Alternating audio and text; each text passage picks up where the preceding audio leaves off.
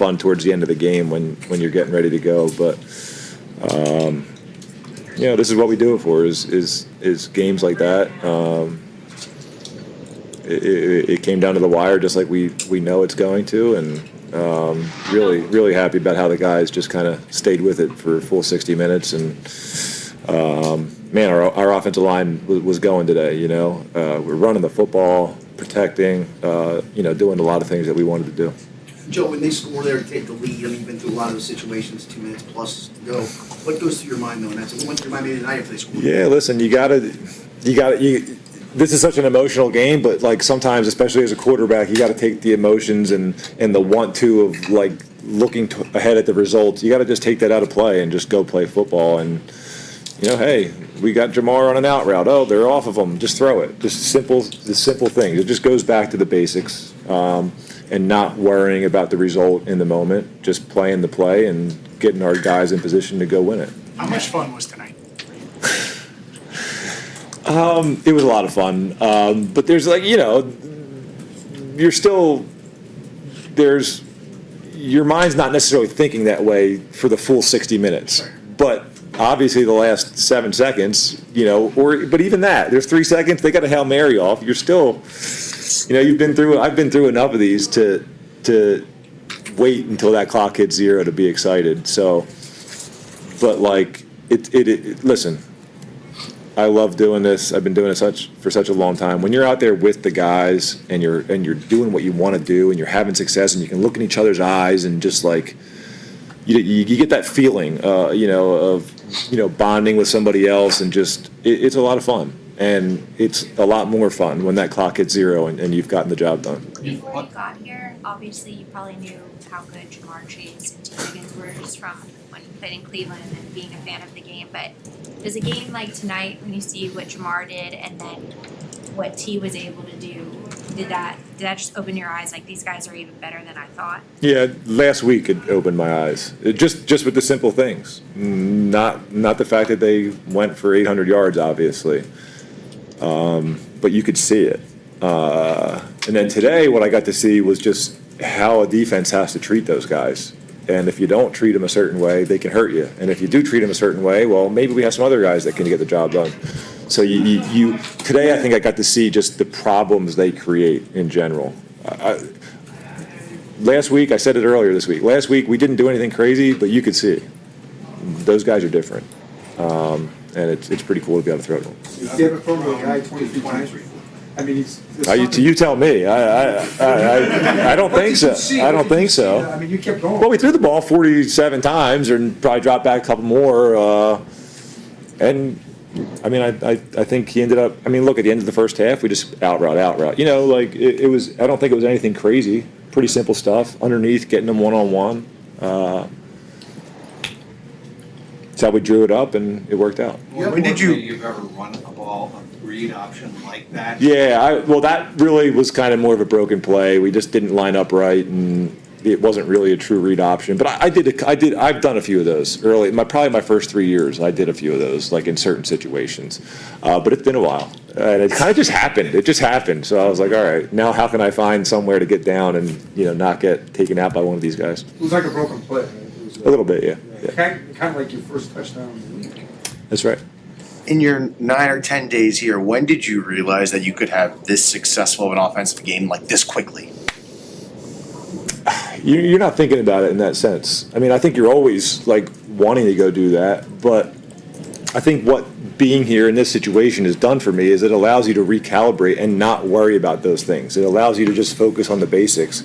And it's a good reminder that doing that is what leads to success and consistency. So I think the bigger thing going forward is just continuing to remind myself of that. Zach said you had some issues with maybe his accent when he was trying to. Well, yeah, it's just like some of these words are so new to me, and when you don't get a chance, like I honestly felt like this week was probably a little bit harder than last week, just because it's such a short week. You're still putting in a full game plan. You don't get to hear the play as much. So there were certain things with and I can picture everything, but there's certain things with formations and things like that you're hearing for the first couple times. And even though you've read the play a million times, like when you hear it, just wasn't hitting my brain right. So there was a few of those, and we were joking on the sideline. Like anytime that happened, and we broke the play, and we broke the huddle, and it was like, I don't know if we're right here. I mean, that play hit. So like we got lucky tonight in that sense. What did you see on the last throw to T? Now they played one-on-one. The safety didn't really. Maybe he was cheating his way a little bit, but not really. And I knew I had a conversion to him, and it was a chance to basically end the game. I feel like they were kind of playing back shoulders. So the one adjustment I made there was maybe just throw it up a little bit more and let him kind of bend into it if he gets by him. And I think he got a good release, so I could kind of see that throw happening, as I was doing it. So you weren't here for that bulk of the 4-game losing streak. Could you sense what this win meant? The teammates who'd gone through that? Oh, for sure. That was an awesome sideline, an awesome locker room after the game. But at the same time, you got to give those guys a lot of credit. Like, it's not easy to lose 4 straight games and keep your head into it. So the fact that they've been able to do this and get to the point where we got tonight and beat a good football team is also impressive. Along those lines, Joe, it's one win, but given the fact that it came against that defense in this environment, can you see the potential of what this team, especially offensively, is capable of? Yeah, you sure hope so. You hope you can come in here and play well, and you always want to, especially when you get guys that are good at playing football, you want to go show them, like, hey man, like, we're going to be able to do some good things, and you hope that they feel that way. But now to go out there and have done it for the last 6 quarters, I think it's going to give us a lot of confidence, and hopefully we can carry that over and use it to our advantage. Even though you've only been here for a short amount of time, what's giving you so much trust in big situations that Jamar and T? I think I told you early on when I got here, if you can't throw to guys, if you can't get on the same page with those kind of guys, then what are you doing? They're pretty special. So they're you can kind of read their body language, and they get open, so it's easier to throw to. Zach told us how much time he spent with you last week. Has he done anything that you could share that's maybe really helped simplify things for you so quickly, or what is your impression of Zach and the way he's worked with you to get you up to speed? I think the biggest thing is he's been patient, so even things like tonight where maybe I wasn't hearing it right and wasn't calling it completely right for a handful of plays, it wasn't like he was getting bothered by it. He worked with me, and he was patient with me. And he allowed me to just go play football. And I think he saw that even though maybe this one little thing was off, that I was able to just forget about it once the ball was snapped. So I would say just that, patience. And, coaches that have done it like he has and called really good games and put great game plans together, they want to put all kinds of good stuff in there. And I think he's tried to fight that urge a little bit and then been patient with me. 11 days ago, did you expect to ever have this feeling again? It's a good question. I didn't feel like it felt like I might not, to be honest with you. So, it's pretty special. Does that enable you, does you let that sink in, does a night like this give you Yeah, that? for sure. When I talk to, my family and, we're laughing about this and just, that'll be a reminder, because I got so many people at home, not only, my kids, obviously, my wife has been doing this with me for so long now. My wife and my siblings and my dad and my mom, we're all still so invested in this. So when you talk to those people and they're probably one of their biggest emotions is probably relief, oh my gosh, the game's over. We don't have to watch that anymore and hang on to the edge of our seat. And then also that turns into excitement. So I can't wait to talk to my wife tonight and just hear it in her voice and all those things. And talking to those people reminds you of how special this is, yeah. When you go look at this 11-day stretch one day down the road, what lesson do you hope it teaches your kids?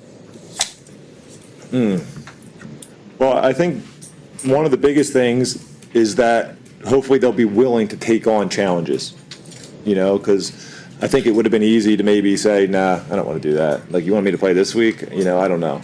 I think that's one thing is take on some challenges, and you can't worry about the outcome.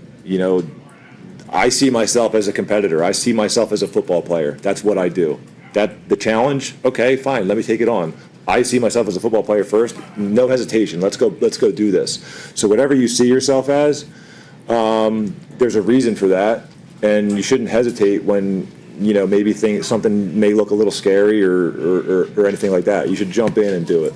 You faced Mike Tomlin and the Steelers so many times over the years, but What was it like proving him right with his comments earlier in the week, wondering why you were traded here? I mean, listen, I have so much respect for Mike and the battles that we've had, in Pittsburgh, in Baltimore. I played them last year in Indianapolis. I always find a way to play them. I love playing them, and I didn't really feel that way to begin with. I didn't love going in the Heinz Field, and my rookie year they beat us 3 times, but those games against those guys, like in my career, those games have been different than others, and just the physicality and the energy, and Mike's been doing it so long and has those guys ready to play every single week for so long now. Nothing but respect for him and how he gets those guys ready, and I love going against them. And when I look back on it all, it's the wins and the losses. I love all the games. Honestly, when I tell stories, a lot of the great stories come from some of the losses and the bad games you had. And with him and with them, there's plenty of those. You've played the Steelers before many times.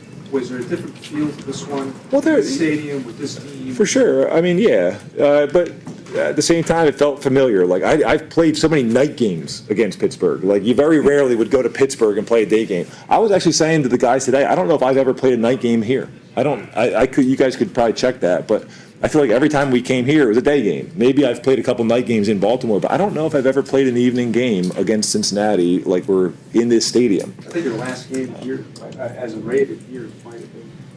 Might have been a night game. These used to be hostile confines, and now they're cheering "Let's go Flacco" as you're heading down the final drive. How did that feel for you? For them to kind of turn the key so quickly to support you? Yeah, well, listen, I turn it quickly, they turn it quickly. You're in it. Like I feel like that's what fans do. They want their football team to win, and it just so happens that I'm the guy right now that's behind the center. The same thing with players. Like, yeah, you're loyal to the guys that you're in the locker room with, and you're loyal to the game of football, and you really enjoy playing in these cities. I mean, there's such. I feel so fortunate to have been able to now play in so many different cities and just see the different people and how they react. It gives you a new appreciation for these fans. Like, I honestly never really loved coming here and playing. Now that was unbelievable tonight, and Cincinnati would kind of put it on us, I feel like, most of my career, especially when we came here. So I didn't necessarily love here, but now I get to have a new perspective, at least for tonight. And the fans, I mean, even just around town, they've been great. I mean, saying what's up or whatever. So they're obviously very quick to forget and happy to, that we're going through this, and so am I. Joe, we'll 40 wrap you years up so old. that we can get to tomorrow. All right, thanks, guys.